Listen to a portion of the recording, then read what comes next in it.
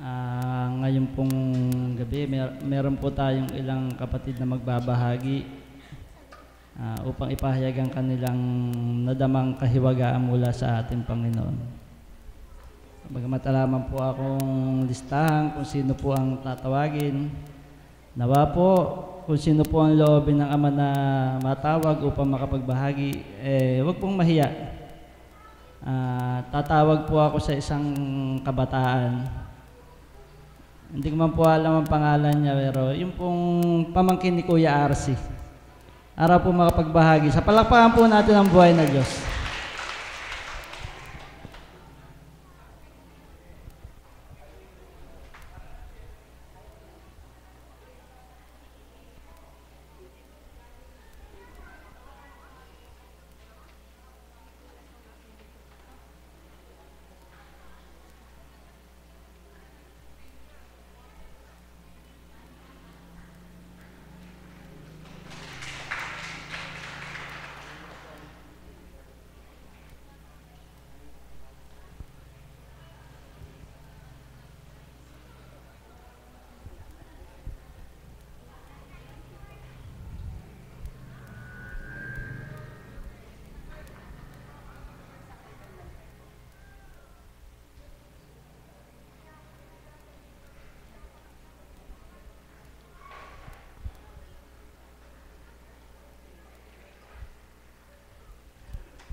Isa pong magandang umaga sa gabing ito.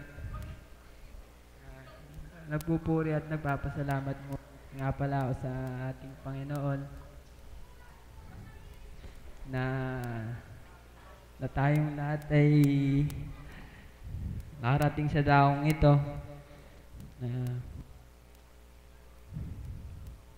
Nagpapasalamat nga ako na nakarating ako dito.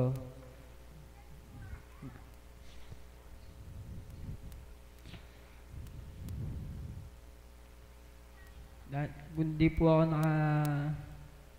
nakapunta dito, hindi ko po maikala yung Panginoon. Kaya po nagpapasalamat ako na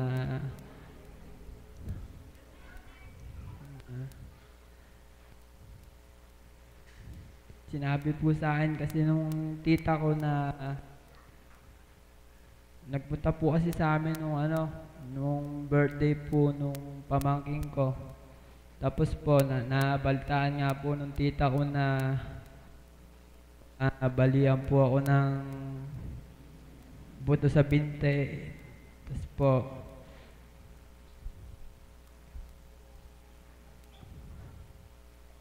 sabi po sa akin ng tita ko, "Anak, doon ka na lang muna sa amin tumira. Habang nagpapagaling ka kaya po, ayun po." Sabi ko naman po sa tita ko, "Sige po." Sasabihin ko po muna sa tatay ko. Tapos po nung hapon po, sinabi ko po kay tatay na doon po muna ako titira kala Tito RC na para po gumaling na po yung binti ko. Dahil po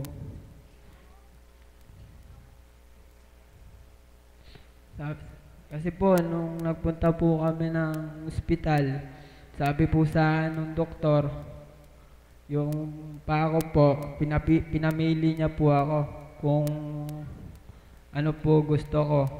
Bakal daw po o semento.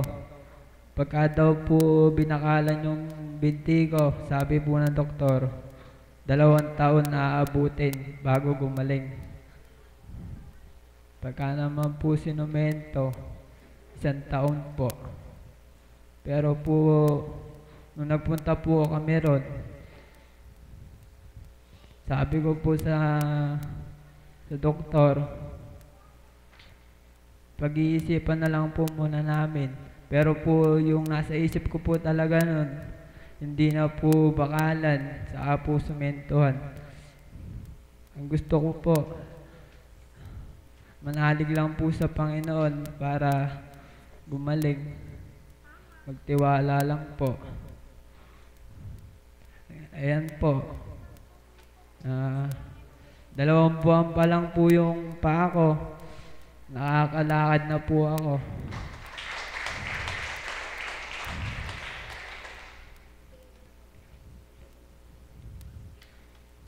Kaya po, nagpapasalamat po ako sa tita ko. Wala po silang sawang mag-alaga sa akin.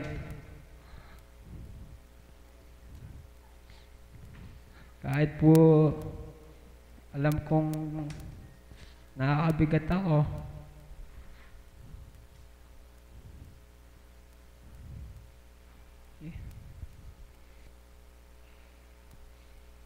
Kaya po,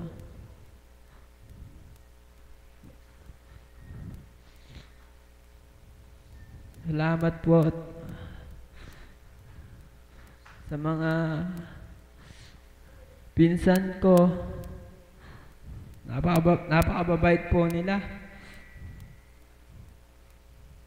Sila pa po yung laging nag-aalala para sa akin, yung paa mo. Ingatan mo. Sa kanila ko po kasi naramdaman yung yung tunay na pamilya. Sa mga kapatid po, napakababait po kasi nila.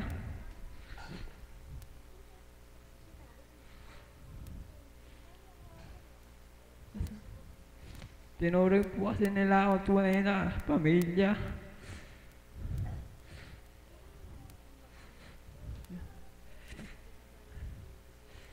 Kaya po nagpapasalamat ako. Hindi po nila ako pinabayaan.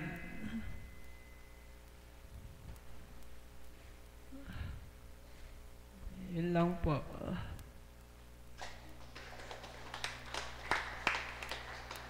Maraming salamat po.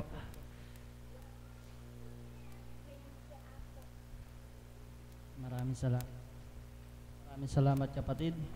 Bagamat ganyan na naging kalagayan mo, yan ang ginawang kapamaraan ng Ama upang mapunta ka sa dakong ito. At batid ko na dito mo nakilala at nadama ang ating Panginoon. Buhay po ba ang Diyos?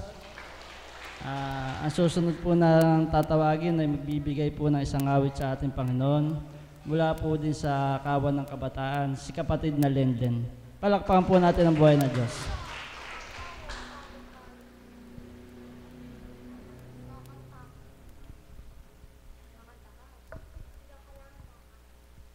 Isang mapagpalang umaga po sa inyo at magandang gabi po.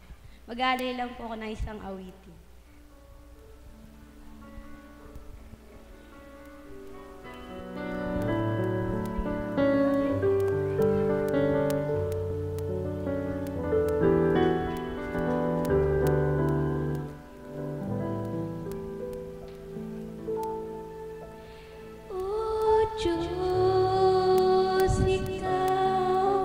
Ang tanging alay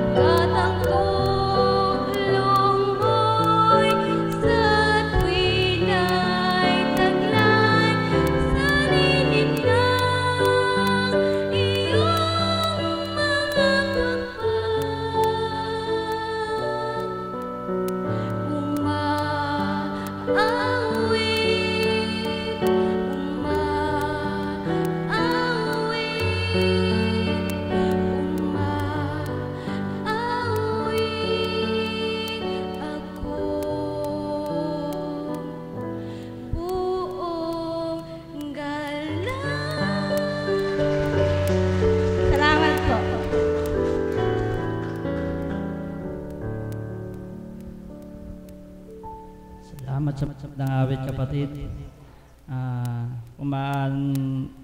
Ninamnam lamang natin yung mga lyrics. Yung ang natandaan ko lang na isang na ang tulong ng Diyos ay laging nariyan. Kung ano man ang pinagdadaanan natin sa buhay, sa Kanya lamang tayo humingi ng tulong at manalig lamang tayo at magtiwala. Amen po ba? Ang susunod pong magbabahagi ay ang kanila naman pong shepherd, si Mami Promise.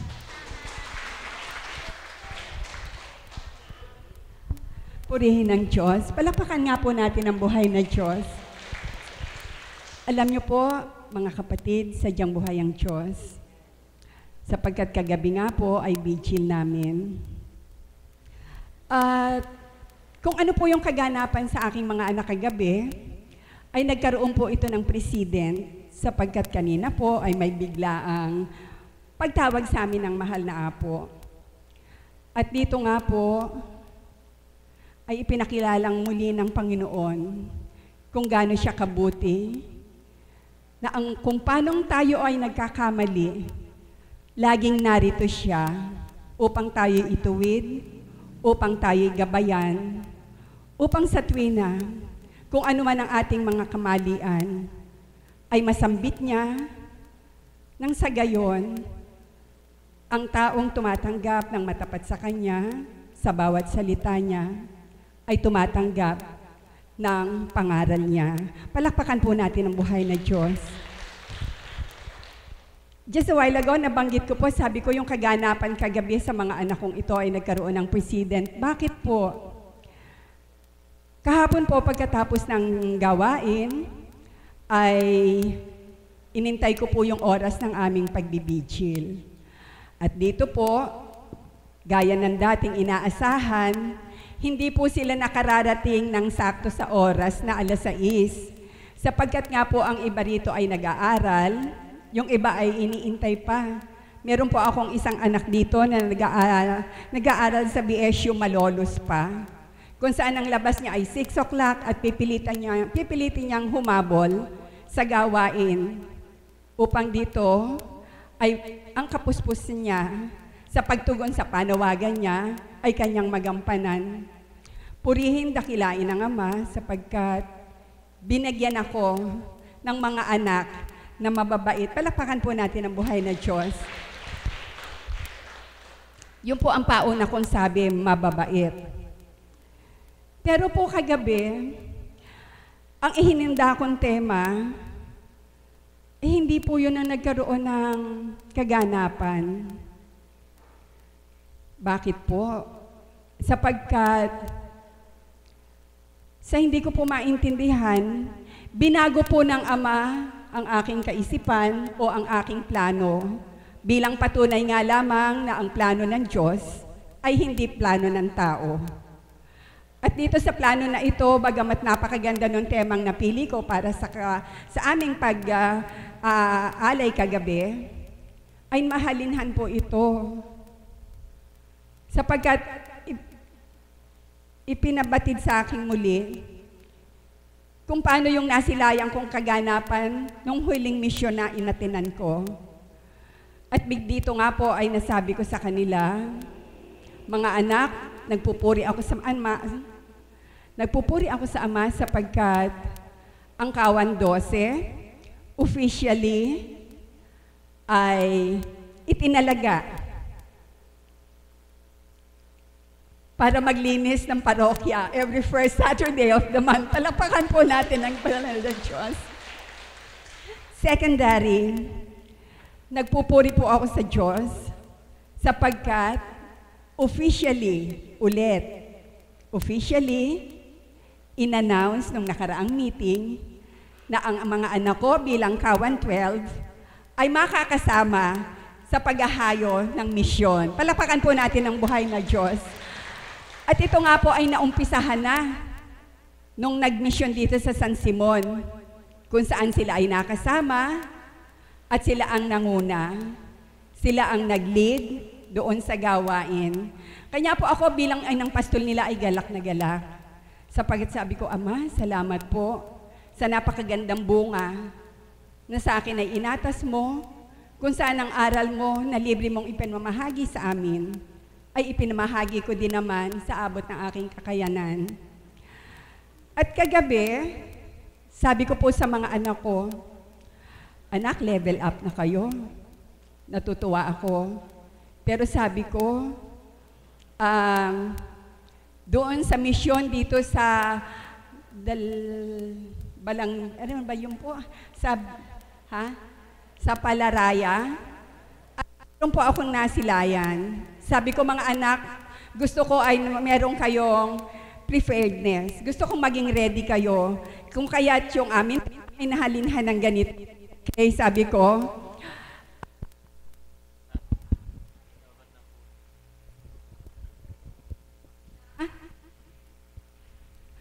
mag-invocation. Matuto kayong mag-recite. At dito nga po, inisa-isa ko sila bilang practice. Subalit, marami po sa kanila, binigyan ko ng 65 na grade. 65 na grade. Yun. Tapos po, hindi lang invocation ang gusto kong matutunan nyo, sapagkat gusto ko ring matutunan nyo kung paanong dumulog sa Panginoon.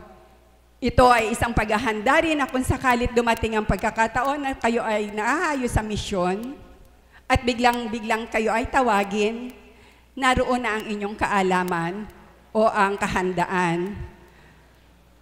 Purihin, dakilain ng Ama, sapagkat kanina sa invocation na ibinigay ng ating kapatid na Monet ay lubhang napakaganda na alam kong pikit mata silang nakikinig upang matutunan ang kaparaanan.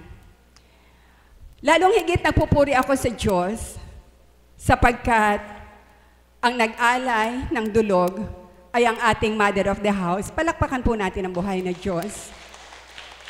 Kung saan, kapag po ako ay nakaka-attend sa gabi, at kapag siya po ang natalaga na bigay ng panalangin, sobra pong malalim, sobra pong touching, sobrang nakakaantig po ng damdamin to the extent na maiiyak ka kapag iyong nadama.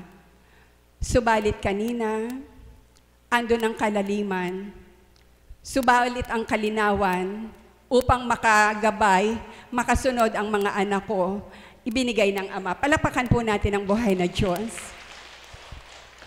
Kung kaya't sa tuwina,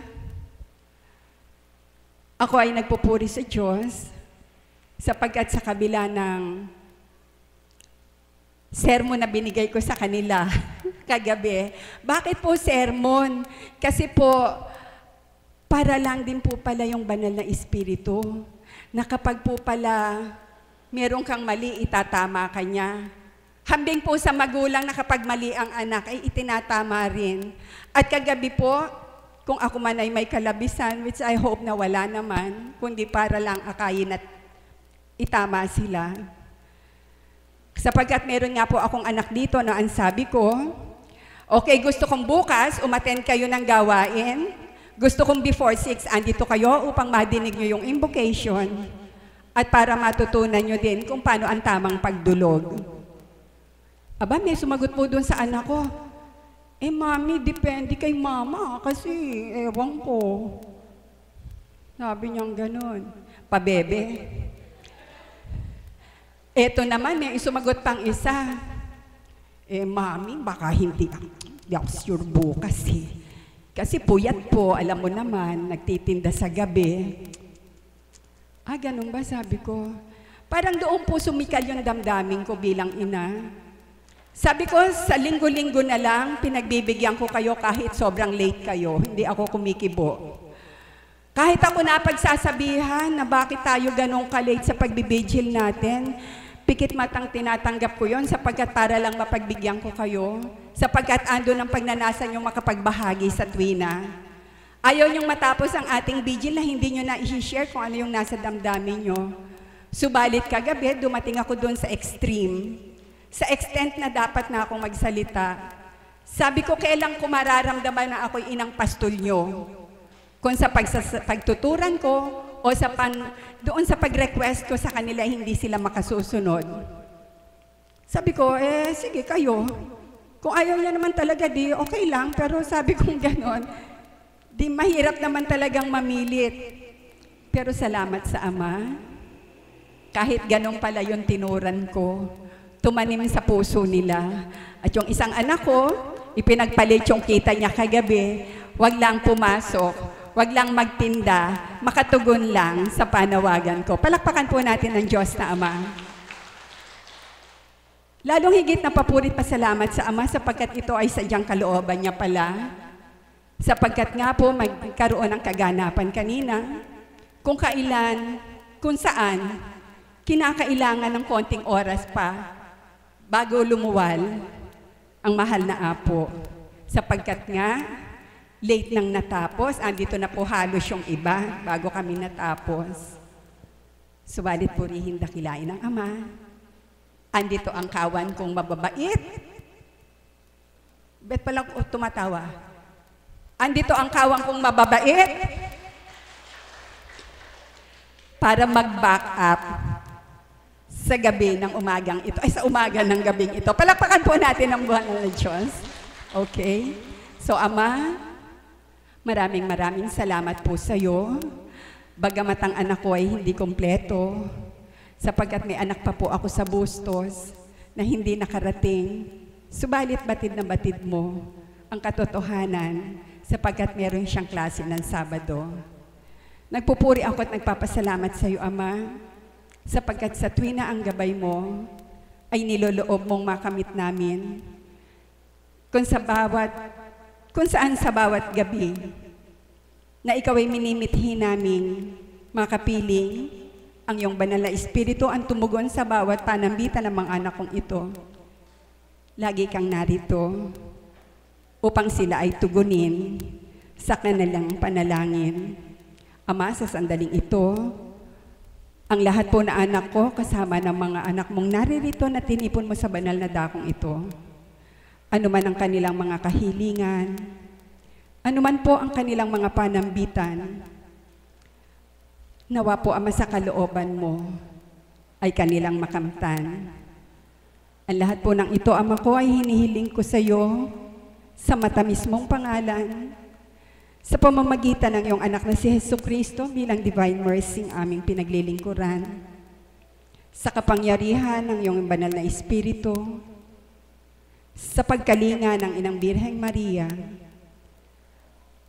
at sa aming Apo Kunching na kinalugdan mo. Amen. Palakpakan po natin ang buhay na Diyos. Yun lamang po at magandang umaga sa inyong lahat.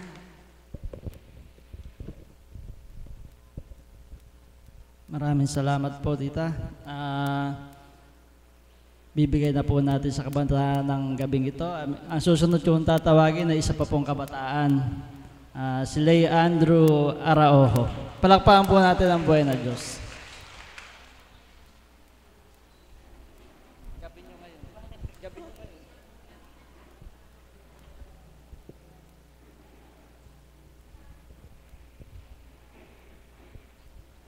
Isang magandang umaga po sa gabi pong ito sa buong kapatirang Divine Mercy.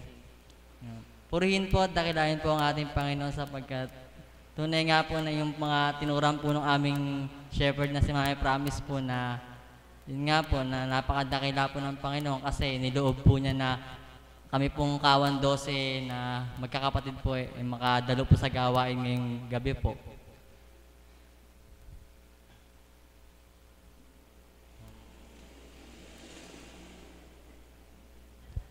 Saka po pinagpupuri ko po saka pinagpapasalamat po sa Panginoon na kung hindi nga po dahil po sa Kanya, kami pong mga kabataan, hindi ko po alam kung nasa na po ngayon na sa bawat, siguro naman po nakikita po natin ng mga balita po sa TV, ganun po, na yung mga kabataan po na hindi po kumikilala, hindi po parang masasabi ko po na hindi pa po kilala yung Panginoon. Kung ano-ano po yung mga nagagawa po nila na masasabi pong pagkakasala bilang katauhan, na dala po ng makasanlibutang gawa, mga pagmimithi po bilang tao, makamundong gawain. ganun po, na yun po yung isa ko, kapag po na nakapagninilay po ako na naiisip ko po yung mga bagay na ngayon na ganun po, na halimbawa ako po bilang isang kabataan na kung hindi ako naakay sa dako na to, ano po kaya ako ngayon? Ano po kaya yung kaisipan ko? Nasaan po kaya ako? Ano po kaya yung mga minimithi ko sa buhay? Siguro po masasabi ko po na hindi po siguro katulad nung kaisipan ko ngayon na binuksan ng Panginoon, binigyan po ng mainam na kaisipan, tinuruan kung paano magnilay sa bawat araw, sa bawat nagaganap sa buhay namin bilang mga anak. Nalalaman po namin yung nais po ng Panginoon para po sa buhay namin. Naunawaan po namin yung mga bagay na nagaganap na bilang isang kabataan mahirap unawain dahil nga po hindi namin yung mga hamon po ng buhay, yung mga pagsubok o pagdadalisay po dumarating sa buhay namin. Bilang isang anak po, siguro po masasabi ko po na mahirap po. Kasi siyempre po bilang isang anak na nagmimithi po ng magandang buhay sa kanyang pamilya, na hindi nasalat naman po kami sa kayamanan bilang tao, siguro masasabi ko po na mahirap abutin po para po sa aming mga kabataan nyo na hindi po ganun kaganda yung buhay. Pero salamat po sa Panginoon kasi binigyan niya po kami ng kaliwanagan ng isip po namin na kahit ganito po yung buhay namin, salat man po kami sa kayamanan o sa perang naturingan po, inilagay po namin sa isipan namin at ipinaisip sa amin ng Panginoon na ano man po yung pinagdaraanan namin, nasaan man pong estado yung buhay namin ngayon, meron kaming tinanggap sa buhay namin, sa isip namin, sa puso namin, na nakahihigit sa anumang kayamanan dito po sa mundo. Yung po yung Espiritu Santo, sapagkat siya po yung nagtuturo sa amin, siya po yung nagbigay ng katatagan, kalakasan sa amin bilang mga kabataan, kung paano haharapin po yung buhay ngayon at sa darating pa. Kaya po nagpapasalamat po ako sa Panginoon, saka po sa mahal na Apo Conching, sapagkat siya po yung ginamit ng Panginoon, nang dahil po sa mga mensaheng idinadatal po sa Kanya, na Kanya pong iniluluwal sa bawat gawain na amin pong napakikinggan sa tuwing umaattend po kami ng gawain. Nagsusumika po ako kasama po ng mga kapatid ko na isabuhay, saka po ipakita po sa mga magulang po namin, saka po sa ibang tao na ang gawain ito ay may katotohanan, at saka po nandun din po yung masasabi ko po na siguro minsan nakalilimot din po, nadadala po ng bilang pagkatao. Ngunit nandun din po yung pagkapasalamat ko po kasi sa kabila po nung nakalilimot po kami, nandiyan po yung Panginoon, kinakalabit po kami na, anak, nagkamali ka, nagkasala ka. Yung pong gano'n na siguro masasabi ko po na yung sagot po na yon, yun po yung pagbibigil po namin kasi sa tuwing nagbabahaginan po kami, doon po namin nailalabas yung mga saloobin namin bilang mga anak, bilang kabataan, bilang tao po sa mundo na to. Na doon po namin na-express yung mga hindi namin mailabas sa kapwa namin kasi alam namin na baka pagkasalahan, baka po hindi nila maunawaan. Pero po nang dahil isang espiritu po kami bilang kabataan, isang espiritu po yung naghahari sa isip namin, alam po namin na magkakaunawaan po kami, tapos meron pa po kaming inang pastol na siya pong ginagamit ng Panginoon para po ipaunawa pa po sa amin ng mga hindi namin nauunawaan. Tapos sa pag-attend po namin ng gawain, mas nadadagdagan pa po lalo yung mga kaalaman o karunungan sa karunungan po na pangkabanalan na talaga naman pong minimithi po namin na mas lalo pa pong paigtingin sa po puspusin po yung espiritu, yung pong pinagkaloob po sa amin na karampot na liwanag ng Panginoon, na tulad ko po, yung pong dumarating po ako sa punto na hinang-hina po yung isip ko, yung pong kalooban ko. Pero salamat po sa Panginoon kasi hindi ko po naranasang lumuha o umiyak kapag po dumaranas po ng mga pagsubok o kahit po gaano po kabigat. Kasi po, alam ko po na, at saka po parang may nangungusap po sa isip ko na hindi niya po ako pababayaan anuman po yung dumating sa buhay ko, na pinagtitiwalaan ko po palagi na gaano man po kabigat yung mga dumarating sa buhay namin, sa pamilya ko. Meron pong Diyos na magpapagaan po nun. Saka po gaano man po kadilim po yung lalakarin ko, yung pupuntahan ko na gaano man po kadilim yung tatahakin kong landas alam ko po meron pong magbibigay po ng liwanag sa akin saka sa mga kapatid ko na tulad po ngayon, yung kapatid ko po nasa malayo po, nagtrabaho po. Nag-aalala din po kasi siyempre babae po yung kapatid ko na siyempre sa nakikita ko po sa TV, mga bali-balita po, natatakot din po bilang tao. Pero nandun po yung kalakasan po ng loob na binibigay ng Panginoon na dumudulog na lang po ako sa Panginoon na sinasabi ko po sa Kanya na sana po kahit nasaan man pong dako yung kapatid ko, bilang lingkod mo, bilang tagasunod mo po dito po sa dako na to, nagtitiwala po ako na hindi mo papabayaan ng kapatid ko. Yun po. Tapos po, dinudulog ka na lang din po yung buong pamilya ko na sana gabayan patnubayan niya po kami sa tuwina. Saka po, pinagpapasalamat ko din po sa Panginoon na eto po, andito po kaming mga kabataan na tulad nga po ng tinuran po ni Mami Promise sa amin na yun nga po kagabi para pong nasermonan po kami kasi ako po yung isang sumagot na hindi ko po sigurado kung makaka-attend po ako. Ayun po, siguro naisip ko po nung sinabi po sa amin ni Mami Promise po na ganun nga po na kapag po gusto maraming paraan, pag ayaw maraming dahilan. Yun po. Pero, nung kagabi po, saka po kanina, napagnilayan ko po na, pero kagabi po, siguro meron din pong kataasan ako na sinasabi ko na, kaya lang naman po ako hindi sumabi ng oo kasi mahirap ang magsabing umuo ako, pero hindi naman pala ako makakadating. Ganun po, pero po, pinilit ko po na ipakita po sa Panginoon yung katapatan. Kaya po, eto, nandito po ako.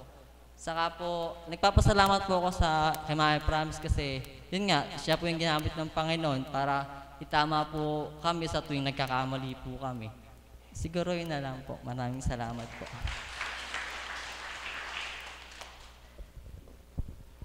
Maraming salamat kapatid.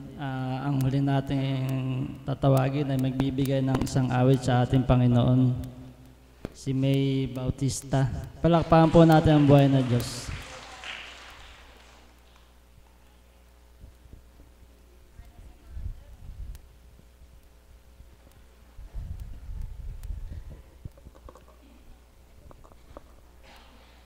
Isang mapagpalang umaga po sa gabi ito.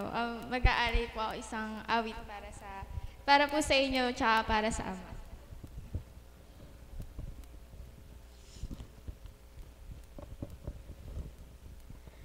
Sikat ng umaga,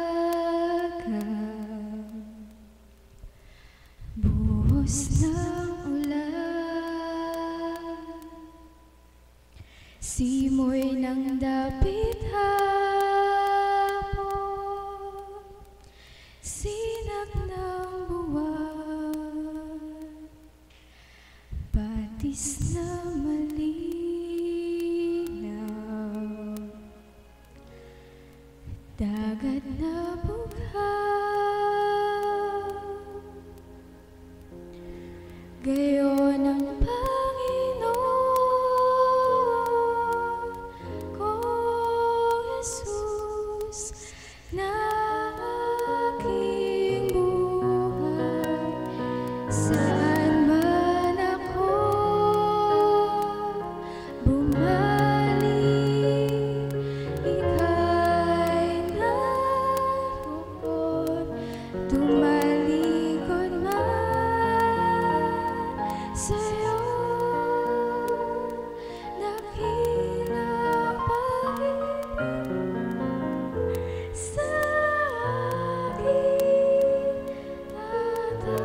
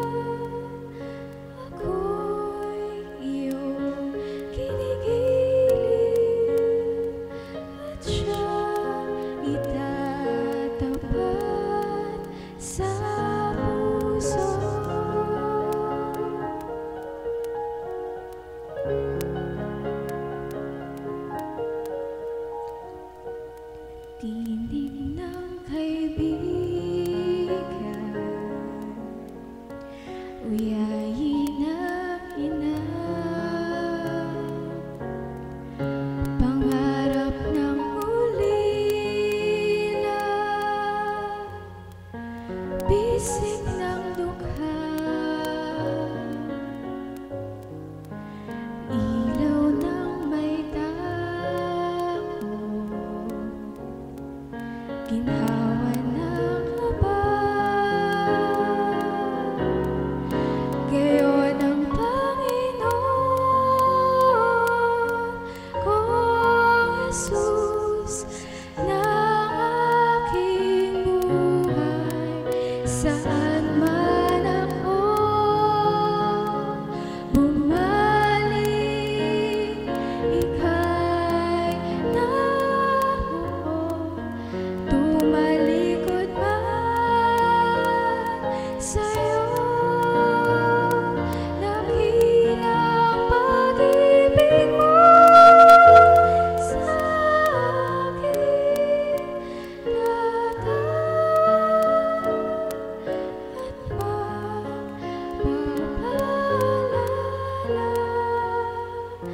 Ako'y iyong kinigiliw at siyang itatapat sa puso. Saan man ako bumalik, ika'y naroon. Tumalikod man sa'yo, nakilang pag-ibig mo sa akin.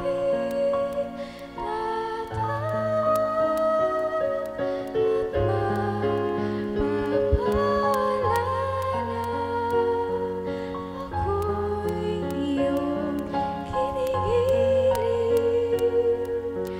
at siyang itatapat sa puso. At siyang itatapat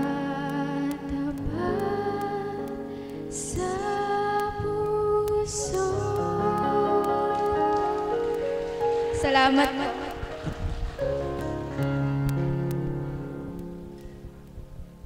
Maraming salamat kapatid. Narito na ang ating mahal na apo. Maraming salamat po sa lahat ng mga nagbahagi at nagbigay awit sa ating Panginoon. Ang lahat po ay magsitayo upang awitin natin